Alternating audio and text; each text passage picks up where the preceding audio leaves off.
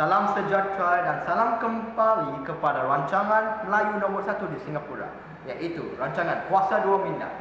Rancangan Kuasa Dua Minda merupakan sebuah rancangan perbahasan antara dua watak. Mari kita memperkenalkan watak-watak ini. Watak pertama ataupun kuasa minda kita pertama pada hari ini merupakan seorang penulis terkenal di Singapura. Mari kita menjemput Encik Al-Syafiq. Assalamualaikum. Waalaikumsalam. Encik, kuasa minda yang kita kedua adalah merupakan seorang profesor di NUS, iaitu Profesor Matin. Assalamualaikum bro. Waalaikumsalam bro. Dipersilakan bro. Baik. Sekarang mari kita menjemput mereka untuk memperkenalkan diri mereka. Dimulakan dengan Encik Al-Syafiq. Saya seorang penulis buku terkenal dari Singapura. Saya telah menerbit beberapa buku cerita seram yang telah menerima banyak respon positif dari pembaca-pembaca saya. Terima kasih Encik Al-Syafiq. Sekarang kita akan mengalir kepada Profesor Martin. Ya, persilakan. Nama saya Profesor Martin.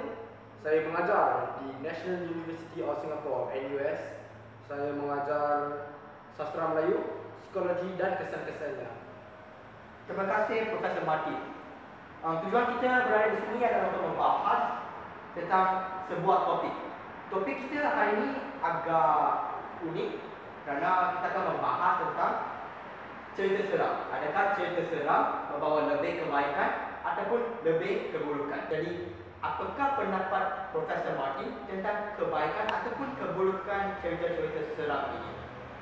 Pada pendapat saya, kisah-kisah seperti kisah mistik, kisah misteri, hantu ini semua telah berjaya mendapat tempat di media elektronik dan penyiarannya juga telah mendapat respon yang agak baik dari masyarakat. Walau bagaimanapun, saya rasa cerita-cerita genre ini boleh memberi kesan yang negatif terhadap emosi dan psikologi penonton ini, khususnya kanak-kanak dan kaum wanita. Antara hantu-hantu yang penonton ini akan berasa takut dengan adalah hantu yang melayang di atas pokok di atas udara, hantu yang keluar dari botol kicap, hantu mencuri wang iaitu tuyul. Ini belum termasuk hantu atas kereta, hantu di bawah katil, hantu di atas motosikal dan hantu Jepun. Hantu Jepun ini adakah hantunya Ju-on? Bukan, hantu Ju-on. Betul. Okey, jadi apakah pendapat Encik Al-Syafiq? Sebenarnya saya tidak begitu setuju dengan pendapat Profesor Martin kerana saya rasa ada kebaikannya kita menonton cerita seram, dan salah satu kebaikan yang dapat kita menerima dari cerita seram ialah plot cerita seram kerana mereka menarik kan? Menarik tak? Menarik. Mereka menarik, jadi orang tertarik dengan plot cerita seram.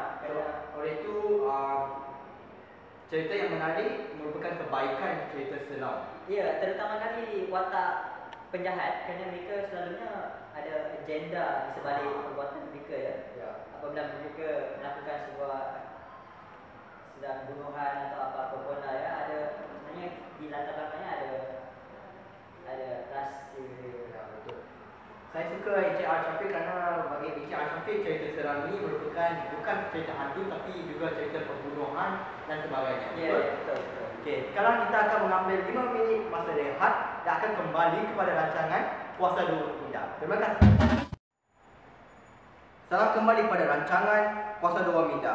Kita akan bersambung dengan program kita tentang pendapat saya mengenai keburukan cerita seram. Saya lebih menyukai pendapat saya lebih setuju dengan pendapat Profesor Martin tentang keburukan cerita hantu ataupun cerita seram. Bagi saya, cerita seram ini membawa lebih keburukan kerana dia tidak membawa apa-apa faedah kepada manusia itu, utamanya golongan remaja. Ini jika dibandingkan dengan cerita-cerita dokumentari berasaskan manusia ataupun haiwan, cerita-cerita ini membawa lebih maklumat yang penting kepada pihak ataupun golongan remaja untuk mereka menggunakannya dalam kalangan mereka jika mereka bersekolah. Selain daripada itu, cerita seram ini tidak membawa apa-apa faedah tambahan. Ia menanamkan ketakutan dalam pihak ataupun golongan remaja ini dan dewasa. Ini boleh menyisik minda mereka ataupun dalam mentally disturbed dalam bahasa Inggeris. Ini boleh mengakibatkan kesakitan trauma dan sebagainya yang boleh mengakibatkan mereka menjadi mental. Oleh itu bagi saya cerita seram ini hanya membawa keburukan dan tidak kebaikan, pendapat saya. Bagaimana pula dengan Dr. Al-Syafiq? Anda mengatakan sebelum kita memberi rehat, Anda mengatakan bahawa cerita seram membawa lebih kebaikan, iaitu antaranya adalah ia menarik perhatian penonton. Adakah anda adakah anda lebih hudayan tentang kebaikan? Ya betul. Saya setuju dengan pendapat DJ. Walau bagaimanapun, saya berpendapat bahawa setiap perkara ada kebaikan dan keburukannya. Jadi salah satu lagi kebaikan yang terdapat dalam cerita seram ialah suspense yang terdapat dalam kandungannya. Dan mengapa cerita seram ada banyak suspense ialah kerana disebabkan suspense-nya itu penonton dapat mengenal watak-watak dengan lebih baik. Dan ini adalah salah satu caranya penulis memperkenalkan watak-wataknya kepada penonton. Tambahan lagi, muzik yang dimainkan dalam cerita seram, mereka memberi penonton dalam perasaan adrenalina, yang menaikkan adrenalina penonton-penonton. Dan saya rasa ini adalah salah satu sebabnya penonton suka cerita seram. Terima kasih Dr. Al-Syafiq. Okey, terima kasih. Saya ingat ini adalah pemuncak program kita pada hari ini. Sebelum kita mengakhiri program ini, saya nak menanyakan anda beberapa soalan. Adakah anda pernah ataupun mengalami kejadian hantu? Saya Saya tak pernah. Tak pernah. Saya tak pernah. Sebenarnya Saya tak pernah. terima kasih. Vijay pernah, Vijay. Vijay tidak pernah. Vijay tak pernah. Saya Doktor pernah? Saya sebenarnya tidak. Mungkin profesor sekarang mengalami kerasukan. Sebenarnya Saya cuba keluarkan. Astaghfirullahalazim. Ya, sebenarnya saya ada beberapa senario yang penonton tidak boleh melakukan seharian kerana mereka takut apabila menonton cerita-cerita seram. Ya, salah satu senario adalah penonton tidak boleh tinggal di rumah seseorangan. Ini kerana mereka akan takut apabila mereka terdengar sesuatu. Tetapi penonton ini akan fikirkan bahawa bunyi ini datang dari hantu ataupun benda-benda yang gaib. Lagi satu senario, seseorang ini tidak boleh jalan sendirian di waktu malam kerana dia takut bencana akan muncul atau hantu raya. Ini adalah imajinasi mereka. Ya, doktor takut hantu raya? Tidak. Astaghfirullahalazim. Saya takut Tuhan. Bagus. Senario lagi satu, kadang-kadang orang takut nak buka botol kicap. Botol kicap. Mak saya hari ini Ya? Ya. Botol kicap kerana mereka takut di dalamnya tinggalnya hantu. Ada penonton takut hendak melihat refleksi di dalam cermin kerana takut belakang ada hantu yang mengerik seperti Ju-on. Ya. Ada juga pemandu motosikal dan pemandu kereta takut tidak memandu kenderaannya pada waktu malam kerana takut belakangnya ada hantu. Itu saya takut. Itu doktor takut? Itu saya takut. Doktor drive? Saya tidak. Saya pandu orang. Masalah bunyinya. Ya, Mereka takut. Maaf. Mereka takut kerana mereka takut di belakangnya ada hantu. Ini boleh mengakibatkan dengan kemalangan dan ini agak serius. Nasihat saya sebagai profesor adalah untuk ibu bapa mengawasi anak-anak mereka apabila mereka menonton cerita seram, dan untuk kaum wanita yang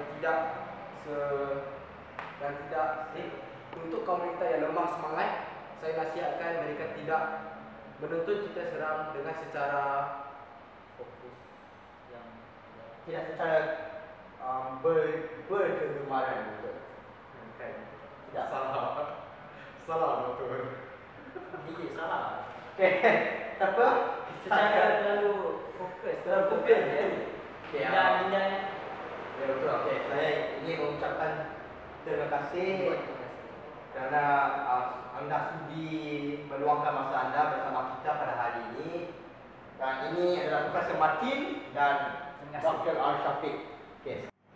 Sekarang adalah giliran anda sebagai penonton-penonton rancangan Kuasa Dua Minda untuk mengundi bahawa adakah kebaikan ataupun keburukan mengakibatkan cerita seram agak merunsing kepada manusia. Anda boleh mengundi dengan menghantar mesej anda ataupun pendapat anda tentang kebaikan ataupun keburukan kepada nombor 0000. Setelah menghantar, kami akan memilih 2 wakil daripada keburukan dan kebaikan untuk mengumumkan ataupun memberi hadiah sebagai pemenang bagi sesi cerita seram. Terima kasih.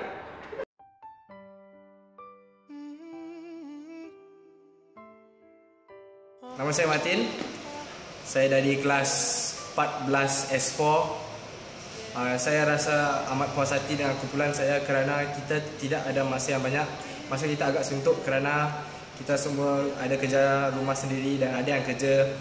Sebagai seorang ketua dari untuk grup kumpulan ini, saya ada banyak tanggungjawab untuk melakukan, dan saya rasa grup kumpulan saya telah membuat kerja yang amat bagus. Dan apa saya belajar ialah setiap perkara ada implikasinya, dan sebagai seorang manusia kita harus pandai kuatkan semangat. Itu ya. Terima kasih. saya daripada kelas 14 S4 dan perasaan saya apabila melakukan video ini adalah saya amat gembira, dan kerana saya dapat meluangkan masa dengan kawan saya. Dan cabaran yang saya lalui ialah kerana saya tinggal agak jauh daripada tempat yang kami filem. Ini adalah satu cabaran untuk saya kerana saya tinggal agak jauh dan saya ada banyak perkara yang harus saya lakukan seperti kerja rumah dan tanggungjawab saya. Dan pelajaran yang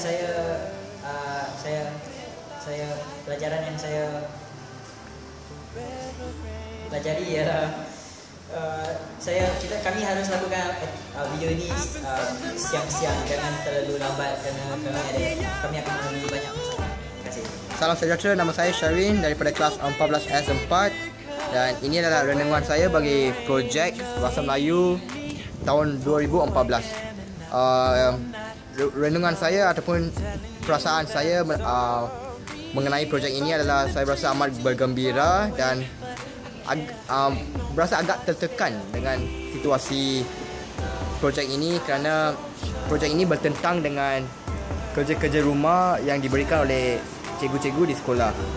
Walau bagaimanapun saya dapat mengatasi masalah ini dan kita sebagai satu kumpulan dapat menghabiskan projek ini.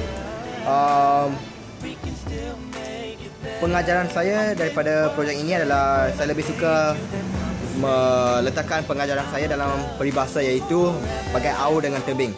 Ini adalah kerana kita sebagai satu kumpulan dapat mengatasi masalah dan bekerjasama untuk menghabiskan projek ini secara berkumpulan.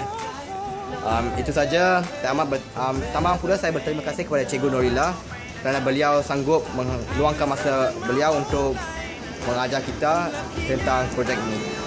Itu saja. Terima kasih.